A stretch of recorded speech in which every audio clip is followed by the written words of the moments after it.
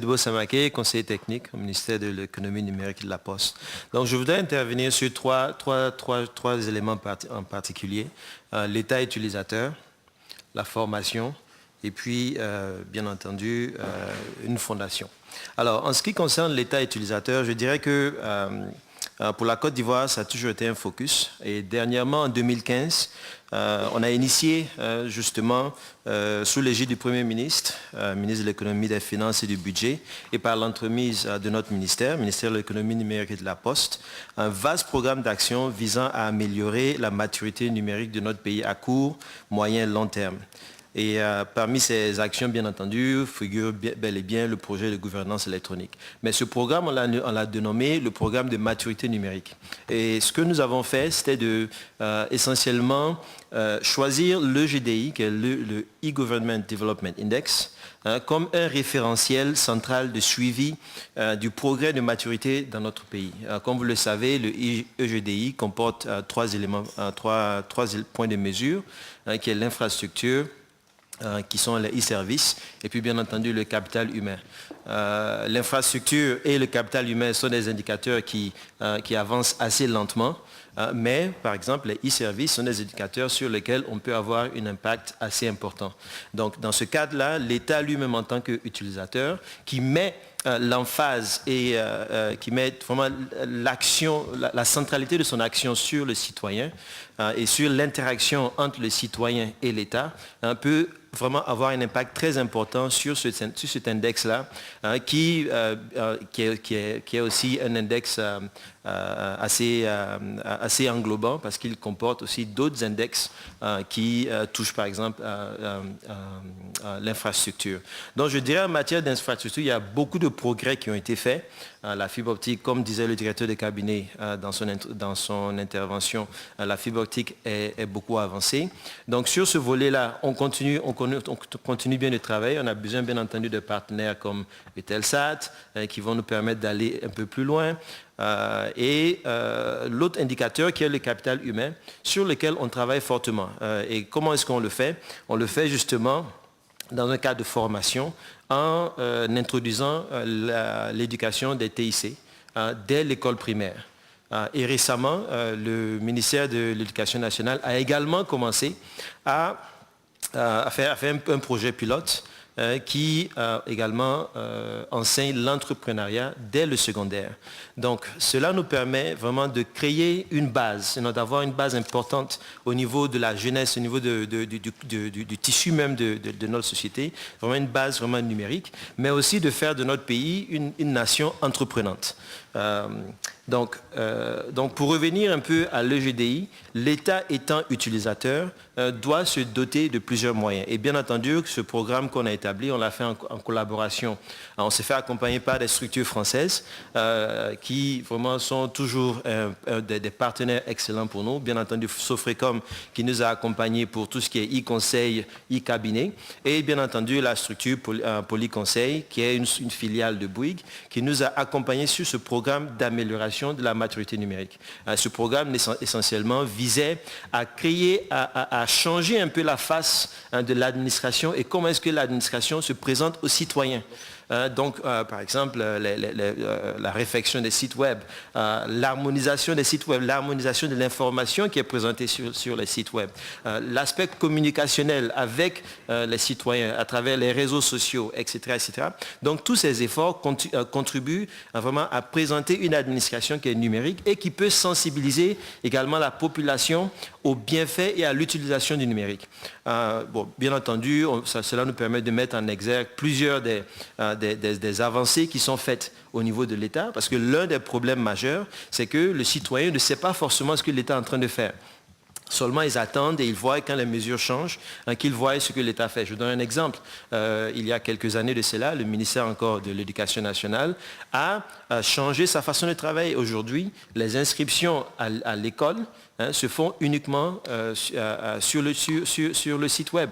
Le papier ne circule plus. Si un élève veut aller à l'école, il doit forcément aller sur le site web, il doit s'y inscrire et les frais d'inscription également sont payés en ligne. Donc toutes ces mesures contribuent déjà au travail de l'État d'amener tout doucement le citoyen vers l'utilisation de numérique. Je peux citer d'autres exemples, par exemple la consultation de la banque de sang en ligne. Ce sont des programmes, ce qu'on appelle des quick wins, donc des petits éléments, des petites briques. Quand on parle de numérisation, c'est vraiment un gros éléphant. Mais ce gros éléphant, on ne peut pas le manger d'un seul coup, il faut le manger en petits morceaux. Et ces petits morceaux, notamment, sont des petites briques. Mais ces petites briques qu'on fait, ces petits quick wins qu'on le fait, il ne faut pas empêcher les ministères de le faire, il faut les laisser justement faire ce travail. Et nous, en tant que ministère de l'économie numérique, on les accompagne. Mais bien entendu, on les accompagne en mettant en place un cadre formel dans lequel ils peuvent travailler. Bon, on a parlé du cadre réglementaire, cadre législatif, mais aussi également, il y a ce cadre d'interopérabilité. Donc, tous ces quick wins qui sont faits par chacun des ministères, puisque ce sont ces ministères qui sont les propriétaires des processus métiers. Moi, en tant que ministère de l'économie numérique, je ne sais pas comment soigner quelqu'un, mais le ministère de la Santé sait comment le faire. Moi, en tant que ministère, je les accompagne à mettre en place des programmes pour y arriver. Donc, dans ce cadre-là, on laisse les ministères définir un peu le cahier des charges, ce qu'ils veulent faire, et nous, on les accompagne avec des petites briques comme ça, en mettant en place justement ce cadre d'interopérabilité, une architecture qui leur permet justement d'entrer dans un canevas de manière à ce que ces petits services qui sont en train d'être déployés pourront éventuellement rentrer dans ce cadre global et former vraiment cette coupe des e-services. Parlant de formation, je parlais bien entendu de l'introduction des TIC, mais l'un des volets sur lesquels on doit vraiment mettre beaucoup d'emphase, et puis bien entendu on a créé aussi une université virtuelle, c'est la disponibilité des contenus. Il y a un grand publicateur de contenu, de livres, avec lequel j'ai discuté, qui disait par exemple que dans leur dernier effort, ils ont mis en ligne plus de 11 000 livres. Et là, je leur pose la question, combien de ces livres sont en français? Enfin, combien de ces éléments d'information sont en français? Sur les 11 000, il y en avait juste 300. Donc, on a vraiment un gros défi. On a vraiment un véritable défi d'avoir du contenu qui est accessible à nos jeunes et qui est accessible à nos populations. Et troisièmement, j'avais parlé justement de la fondation qui rentre vraiment dans l'objectif de la Côte d'Ivoire d'être une nation entrepreneur, d'être un leader. Moi, chaque fois quand je parle de leadership, il y a un aspect très important du leadership que je veux toujours relever. Parce que même dans la discussion qu'on avait tout à l'heure, on parlait des grandes compagnies et le bien fait, le mal fait, peu importe. Pour moi, un leader, c'est quoi? Un leader, c'est quelqu'un qui emmène les autres à faire comme lui et à faire mieux. Donc le leader, il commence quoi? Il dit fais, je regarde. Je fais, tu regardes. Ensuite, je fais, tu regardes. Deuxièmement, tu fais, je regarde. Troisièmement, tu fais tout seul. Tu fais tout seul. Et moi, j'encourage vraiment les grandes compagnies à utiliser ce modèle-là, ce principe de base de leadership qui aiderait justement nos nations à non seulement devenir des nations qui sont formées, mais des nations entreprenantes. Donc cette fondation que nous avons créée, c'est une fondation de soutien à l'innovation et à l'entrepreneuriat des jeunes. C'est une fondation qui est vraiment particulière en ce sens, qu'elle couvre deux éléments. Elle est à la fois un incubateur et elle se sert d'un réseau d'incubateurs et également un accélérateur. Elle a besoin d'avoir un réseau d'accélérateurs. Donc vraiment, j'encouragerais les entreprises et tout le monde ici présent à prendre en compte tous ces différents aspects. Je vous remercie.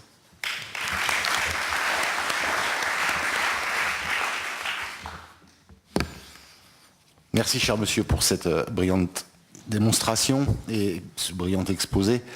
Vous évoquiez des ouvrages numérisés disponibles en ligne. Permettez-moi cette petite incise promotionnelle pour vous dire que sur les sites de TV5 Monde, vous avez accès librement et gratuitement à 535, m'a-t-on dit 535, ouais, j'en étais resté à 500, moi, puis il y en a 35 de plus depuis hier soir. 535 classiques de la littérature française, librement accessibles gratuitement. Vous pouvez les télécharger, les partager, les distribuer. C'est même vivement encouragé. Voilà. Pardonnez cette incise promotionnelle, je referme la parenthèse et j'invite monsieur Bruno Mettling, directeur général adjoint d'Orange Zone Afrique et Moyen-Orient, à s'exprimer pendant un quart d'heure. Monsieur le directeur général, Vous avez la parole. Merci, j'avais beaucoup de choses à partager avec vous. D'abord des remerciements d'inviter non pas la grande compagnie